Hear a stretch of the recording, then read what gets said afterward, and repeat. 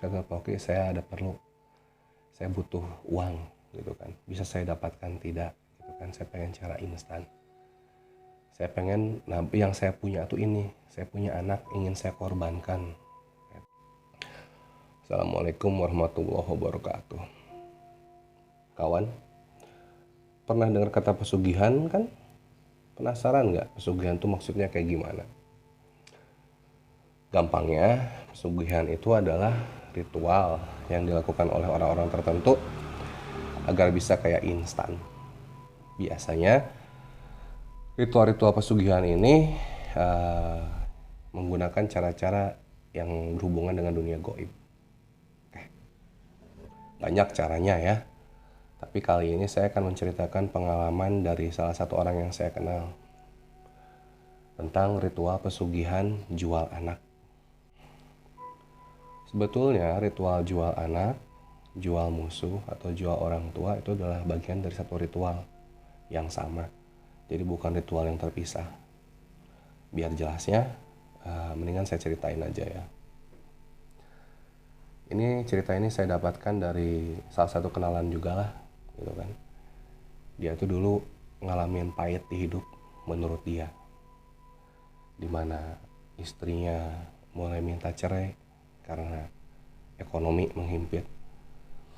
Sekolah anaknya mulai tidak terbayar karena dia sekolah di sekolah swasta. Udah gitu hutang di mana-mana. Ya, orang tua dia sakit, macem-macem aja. Dan butuh biaya besar. Dan dia udah berusaha kesana sini, cuman ya nggak cukup intinya sih. Jadi dia mulai pikir cari cara alternatif bisa dapetin harta tapi sifatnya instan. Tanya kanan kiri, dia ngedengar bahwa ada sih caranya nih satu. Lo mau nggak jual anak katanya tuh. Jual anak maksud lo gimana? Iya jual anak lah intinya sih. Jadi lo jual anak lo ke goib gitu kan, nanti ditukar sama uang miliaran katanya sih gitu. Dia pulang ke rumah, dia diskusi sama istrinya kan. Nah kebenaran waktu itu mereka masih punya anak yang masih bayi lah, baru umur belum nyampe setahun. Setelah pertimbangan gimana, emang mereka pada dasarnya pada bejat aja kali ya. Ya udah katanya tuh, lakuin aja lah, toh demi kebaikan bersama. Anggap pekerjaan pengorbanan anak yang kecil ini bisa nyelamatin sekeluarga. Toh nanti juga bisa bikin lagi kan kalau cuma anak doang. Itu pemikiran yang dibantu oleh setan kayak gitu mikirnya. Lanjut, dia terus pergi ke satu daerah, saya nggak bisa sebutin tempatnya di mana. Ya kan, dianterin sama temennya yang waktu itu nyaranin jual anak.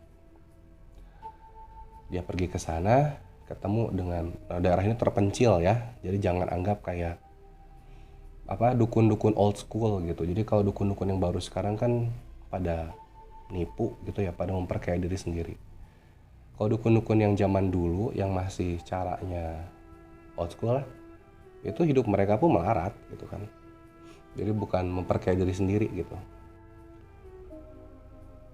Hingga sampailah mereka ke rumah dukun yang kebenaran dia adalah kuncen satu wilayah di daerah pantai gitulah. Kuncen itu juru kunci. Ketemu ke situ, ditanyakan ada maksud apa ke sini, disampaikanlah bahwa dia tuh maksudnya A, B, C, yaitu jual butuh uang darurat. Dia nanya bisa nggak dengan cara jual anak. Kuncennya berkata, ya bisa aja sih A, itu mah pilihan AA. Saya mah sebagai kuncen tugasnya hanya sebagai nunjukin pintu aja, nunjukin jalan. A mau milih jalan yang terang atau yang gelap, itu pilihan pribadi kan. Cuman tanggung jawab sebagai kuncen, ya cuman sekedar nunjukin pintu, gitu kata dia mah. Kayak gitu. Nah yang datang itu kan kebenaran bukan sendiri waktu itu, jadi dia itu barengan sama 2 orang lainnya, jadi bertiga plus guide-nya gitu, jadi berempat gitu kan. Guide-nya dapat uang dari itu uang jalan lah gitu kan, uang kuliah nganterin itu, kalau guide-nya tuh dapat dari situ. Adapun kuncennya itu dapat uang tuh dari pemberian seikhlasnya dari orang-orang yang pengen datang gitu kan, yang pengen ketemu sama goib ya kurang lebihnya. Jadi kuncen itu dilarang makan uang hasilnya gitu. Kalau makannya suka dia ngomong, kalau lo bisa bikin kayak orang lain, kenapa lo nggak memperkaya diri sendiri gitu. Karena emang kalau kuncen asli itu yang masih asli gitu ya, maksudnya yang masih bukan kuncen-kuncenan gitu lah. Mereka itu dilarang memakai uang hasil dari ritual. Mereka hanya boleh memakai uang, memakan uang yang pemberian orang-orang tersebut gitu kan, orang-orang pasiennya, dari harta mereka pribadi, bukan dari hasilnya. Kalaupun mereka udah hasil, misalkan dapat uang miliaran katanya atau ratusan juta, tetap nggak boleh makan dari uang yang itu. Jadi itu sama aja kayak nggak boleh lah, pantrangan lah intinya sih. Tiga orang tersebut ditanya sama kuncennya ya kan, kesini tekadnya udah bulat belum? Karena banyak orang katanya tuh cuman teorinya aja mereka bisa, kenyataannya pas prakteknya pada mundur, mental mereka nggak kuat. Sepakat semuanya tiga jawab, ya tekad kami sudah bulat. Ya udah, kalau gitu butuh pembuktian kan? Ritual dimulai dengan syarat pertama yang diberikan oleh kuncen, yaitu semuanya harus puasa selama 14 hari sebelumnya. Puasa di sini pun bukan puasa yang seperti kita lakuin ya, yang apa? Disebutnya apa? Ya yang sahur buka maghrib gitu, enggak. Mereka tuh disuruh macam-macam lah, bisa milih kan. Ada puasa mutih katanya tuh, jadi ada puasa pati geni gitu, macam-macam. Puasa mutih yaitu puasa yang hanya boleh makan nasi sama air aja, nggak boleh pakai lauk macam-macam. Kalau puasa peti geni yaitu puasa yang sehari semalam 24 jam. Jadi pas buka pun misalkan jam maghrib itu ngebatalinnya cuman pakai air setetes di lidah gitu. Itu boleh dipilih tergantung siapa maunya yang mana gitu kan, pasien-pasiennya gitu. Itu tergantung dengan siapa yang mau mereka temuin gitu kan. Ada yang misalkan mau nemuin goibnya tuh Nyi Rocky Kidul gitu kan, atau Nyi Blorong atau Dewi Lanjar gitu. Nah itu beda-beda puasanya. Dan entah kenapa kayaknya jin-jin di kita pada perempuan semua ya, nggak ngerti juga gitu. Yang terkenalnya lah, nggak tahu di daerah lain mah mungkin ada lakinya juga gitu kan, kayak raja siapa gitu. Tapi kalau di kita identiknya perempuan aja rata-rata. Terus ditanya gitu kan, emang kenapa harus puasa dulu gitu kan? Dikirain cukup butuh kayak beli barang-barang syarat gitu kan, kayak minyak dan lain sebagainya. Ternyata puasa di sini itu untuk mencegah, untuk membuktikan tekad masing-masing yang pengen gitu pasiennya gitu kan. Sekuat apa tekad mereka. Kalau mereka kira-kiranya tekadnya kuat, pasti mereka nggak ada masalah kan, suruh puasa dulu juga. Tapi kalau misalkan nggak kuat, ya baru disuruh puasa 2 minggu aja udah males. Sedangkan harta yang mereka pengen itu kan kata kasarnya uang nggak kecil gitu. Udah gitu yang mereka korbankan pun berharga lah. Soalnya kan ritual ini butuh modal juga. Jangan sampai, kalau kata kuncennya tuh, jangan sampai nanti pas mereka udah pada keluar modal tiba-tiba pada gagal gitu. Jadi kasihan, kata kuncennya sih, kasihan. Nah, lanjutlah ya. Dari 3 orang ini yang berhasil itu cuma 1 orang, itu yang kebenaran yang orang kenal itu kan ya, si Pak Oki itu. Ini cuma nama samarannya sekali lagi. Karena yang 2 lagi nggak gagal di masalah puasanya. Mereka pakai alasan babi bu ayu gitu kan, tetap aja bohong kok. Intinya pada gagal aja. Pak Oki doang yang lanjut. Setelah berhasil puasa gitu kan, kata kuncinya nih cari syaratnya ini gitu kan ya. Syaratnya tuh kurang lebihnya gitu yang saya sebutin sekarang gitu kan, kayak apel jin, terusnya cerutu jin kayak gitu, terusnya minuman beralkohol tertentu, terus ada yang pakai 7 macam daging kayak daging sapi, ayam, udang, cumi, kepiting gitu kali ya, 7 macam daging. Terus macam-macam rokok, mentol, Marlboro mentol, mil mentol. Serius, jin suka kayak gituan. Udah gitu minum-minuman bersoda, Fanta, Sprite, tapi yang agak susah gitu, kayak contoh Fanta ijo gitu kan, nggak tahu masih ada apa enggak, gimana nyarinya susah.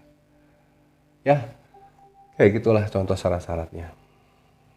Setelah syarat siap, ya kan, ritual intinya dimulai. Ditentukan dulu pertama hari baiknya gitu kan. Di hari baiknya ini dapatkan setelah menghitung dari nama siapa, nama pasiennya gitu kan, dan istrinya digabungin. Contoh nama Pak Oki sama Ibu Eneng lah contoh gitu kan, digabungin, dihitung. Nah dari hasil hitungannya itu keluarlah kira-kira hari baiknya kapan nih buat ritual ini gitu, biar kans berhasilnya lebih besar gitu kan, kesempatan berhasilnya lebih besar. Dilakukan ritualnya di hari yang ditentukan, barang-barang telah siap di depan altar lah, anggap kayak gitu. Terus kuncen tersebut menyem-menyem mengeluarin mantra gitu kan. Biasanya mantra yang disebutin di sini kejawen tapi ada Arabnya sedikit gitu. Jadi buat melesetin kayak susah lah kejawen tapi ujungnya ada la ilaha illallah, ada sholawat gitu ujungnya. Tapi awalnya kejawen gitu kan mantra mereka itu. Nah beres, dibaca mantranya, ini cerita Pak Okinya kan ya. Terus katanya tuh dia dibawa ke satu kebun pisang. Nah, di kebun pisang ini katanya tuh dia terus ketemu lah sama pihak goibnya. Pihak goibnya tuh katanya tuh berupa perempuan dengan baju baju kerajaan gitulah. Dan perempuan ini ngakunya bahwa dia ada penguasa daerah di situ.